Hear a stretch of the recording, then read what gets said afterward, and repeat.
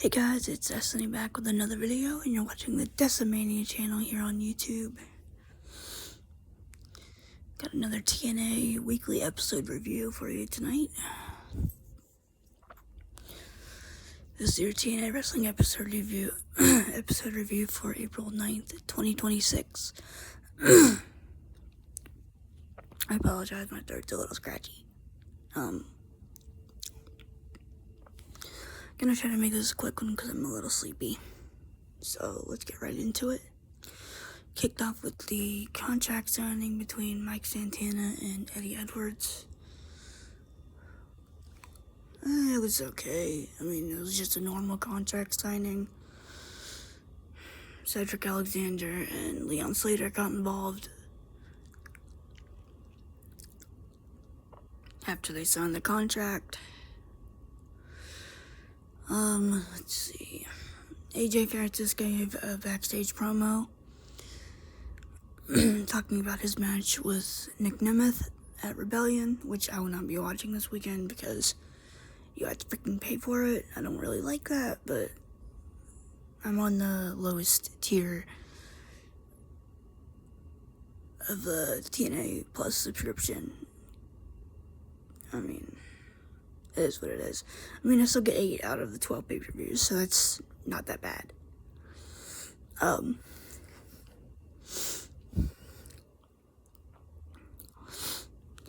Jada Stone took on Dani Luna. Tasha Steelz was at ringside on commentary.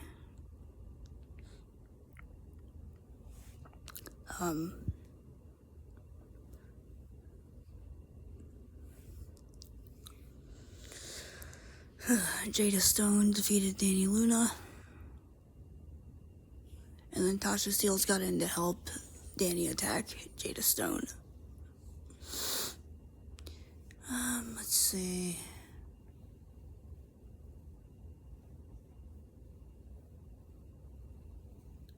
So there was this really interesting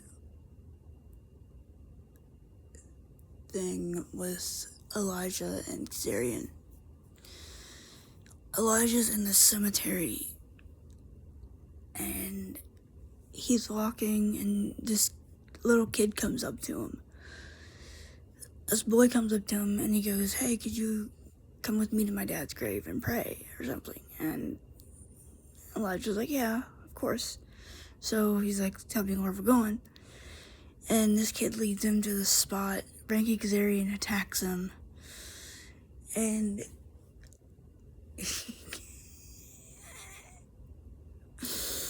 oh wow. I liked this segment. I really kind of like this. I actually did. Because this whole thing was really good. Frankie pays this kid cash, and this kid's like after he gets done beating up Elijah, this kid's like, 20, you said 100, and Kazarian's like, "Yeah, well, I lied, you get 20, now get out of here, you mark," because that's what they call fans that think they know everything. I don't know, but oh wow, it was interesting. I can't believe freaking Frankie Kazarian did that and paid a kid to help him attack Elijah. That was, oh wow. And he had a match against BDE. Ryan Nemeth was on commentary for this. Kazarian won by tap out. And Frankie Kazarian attacked BDE again, thanks to Ryan Nemeth. We had an entering segment with the Elegance brand and Terrence Terrell. So they beat Terrence Terrell down, basically, because the personal concierge is just like, "Well, you're out here by yourself, where are your friends?" And they showed the backstage area on the screen, and it showed ODB and Mickie James down in the back.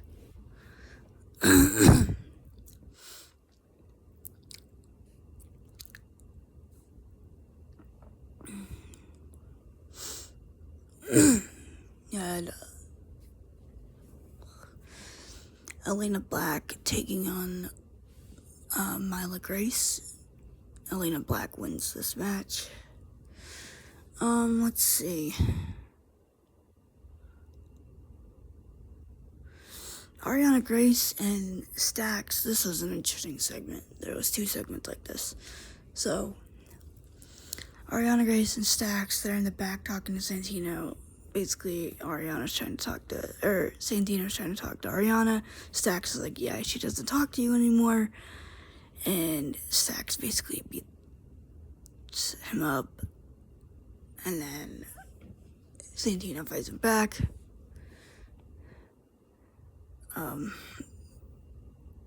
Santino is standing there, and Stax goes into the locker room.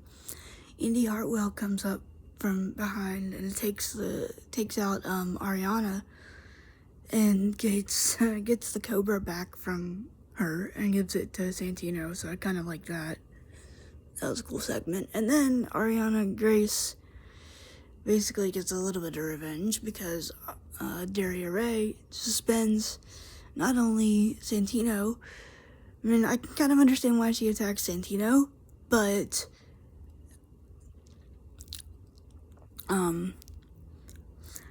she claimed that Indy Hartwell attacked her, and it's like, shut up. What are you doing on my screen? Get off my screen. I don't know, I don't know. I guess it's kind of cool that they have, like, the Stone Cold and Eric Bischoff dynamic where you have, like, a babyface manager, but then you also have the heel corporate manager who's all like, oh, yay, I do what the board says. Like, I don't know. I think they should get, like, if they're doing, like, a suspension thing, I think they should get, like, Tommy Dreamer or somebody to come in and play face authority figure. Honestly, he should just freaking take over from Daria Ray, honestly. I think Tommy would be a good on-screen authority figure. That's just me. I know I'm going to probably make a lot of people mad with that. But you know what? I don't care. I like Tommy Dreamer.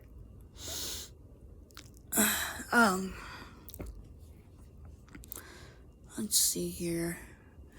We got this really weird segment with Rosemary, Tessa Blanchard, Victoria Crawford, Mara Sade, Vila Moore, and James Mitchell. I remember James Mitchell. He used to manage Abyss, and then wasn't he like managing Rosemary for a while or something? I kind of wish he would have just managed Decay. Like, he could have just, like the original with Crazy Steve,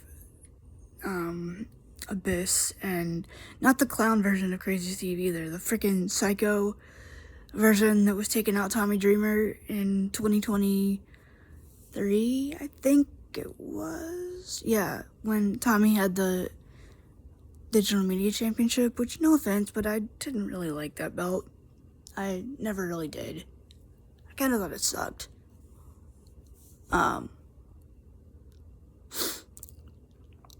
You know, it would have been cool if James Mitchell was, like, managing. I think Raven's in this group, too, wasn't he? Or did he just have, like, a one-off?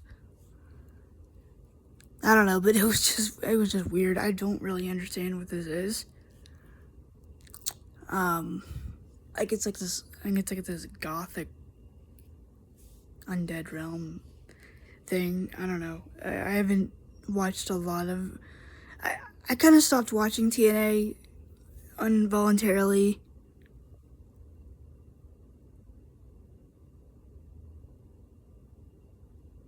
Or...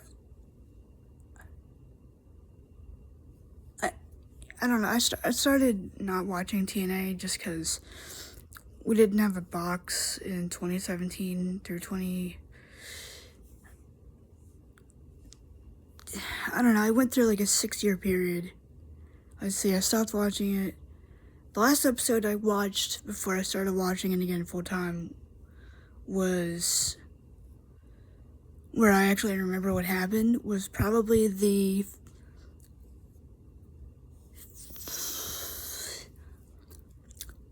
I think it was the episode after the final deletion match with Matt and Jeff Hardy. oh crap, 10-year anniversary that's coming up this year. I might have to, like, do a reaction video to that. I might do that. Y'all want me to do that? Leave your thoughts in the comments. Anyway, back to the show.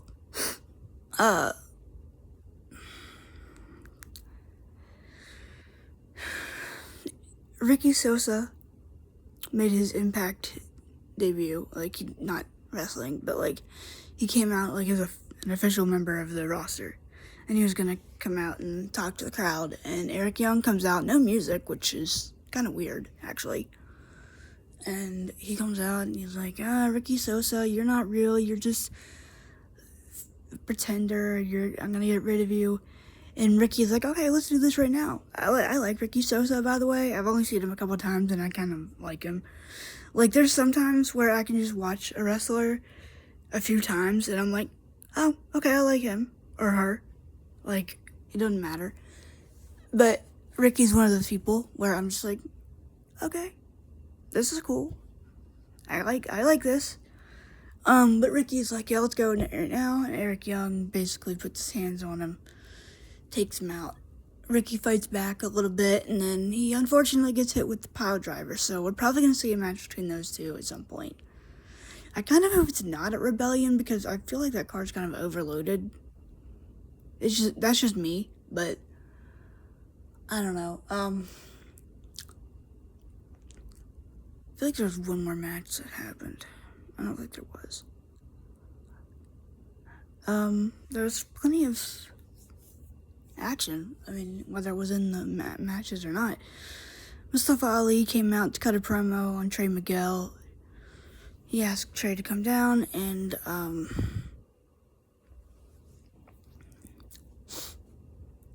basically said, I'm gonna beat you for your international title. You know, I think you're the second chance champion, because people like you and Mike Santana get second chances. You're screw-ups just like all these people in the crowd. And Trey's like, yeah, we are, but we made the most of our opportunities to turn our lives around, and we did. And yeah, it's I don't know. It kind of sucks that the Rascals aren't in TNA, but maybe this is also a blessing in disguise, because now Trey can kind of focus on singles competition. I don't know, maybe we'll see the Rascals back in TNA at some point. I'm thinking we might. Like, once their AEW deal's done or something, I think maybe we see them back in TNA. But, I mean, and they just got back together. They just got, what's his name back? Desmond Xavier? Yeah, they just got Des back. And it's like, he just, I don't know. It's sucky how some things work out like this. Yeah, the main event. The Hardys versus the Righteous in a tables match, which was okay. It was pretty good for the tag team titles. Oh wait, the System got involved. Or not the System, but Order 4. So what happened at the... I'm going to rewind a little bit. So what happened here was, you know, Trey's like, you don't got the guts to face me one-on-one. And Ali's like, okay, fine. Order 4, leave the ring. No matter what, do not come in and help me. So they go at it. Trey's beating the crap out of him. And, of course, Order 4 get involved. Moose comes out and just spears the crap out of Ali. Spears him out of his shoes. He's got a match with Special Agent Zero at Rebellion, so that's how that segment ended. Anyway, back to the Hardys and the Righteous. I really like this rivalry, and I like that they got a new tag team for the Hardys to feud with. I like these, I don't know, I kind of like these mysterious tag teams like this. I don't know why, I just kind of do. I mean, yes, I'm a fan of the Motor City Machine Guns and 3D and all them, Beer Money. But I don't know, there's kind of an enigmatic tag team like the Righteous. You know, it's interesting. But the Hardys did retain the tag team titles, but then the Righteous stood tall at the end. Yeah, I think it made sense for the Hardys to win because you don't want to do heels versus heels. I think the Righteous are going to cost the Hardys the tag team titles. I'm not going to do prediction video for this pay-per-view if I'm not going to watch it. That's kind of my rule with things, or with pay-per-views. If I'm not going to be able to watch it, I'm just not going to do predictions for it. But that's how the show ended. If I missed anything, I apologize. There's so much on these shows sometimes. I don't know. It was fine. It wasn't the best show I've seen. I mean, I liked seeing the little interaction between Ricky Sosa and Eric Young, and the main event was pretty good. The contract signing was nothing special. I don't know. It just wasn't. I don't know. Give me a good one. But that's going to be it for me tonight. I'll be back up here tomorrow with a TNA figure review, so stay tuned for that. I'm not going to tell you who it is, though. You'll have to wait for that. So I'll see you guys later. Peace. Thank you for watching. Please hit that subscribe button if you haven't already. Hit the notification bell so you won't miss any new content I upload weekly. This is kind of becoming a little bit of a TNA channel lately. I am still going to do WV stuff, I am, but right now I kind of just want to focus on TNA stuff. I will get this, at least one of the other ECW unreleased DVDs reviewed this month. Probably volume 2, most likely. But anyway, have a good night. Peace. Thank you for watching, and God bless you.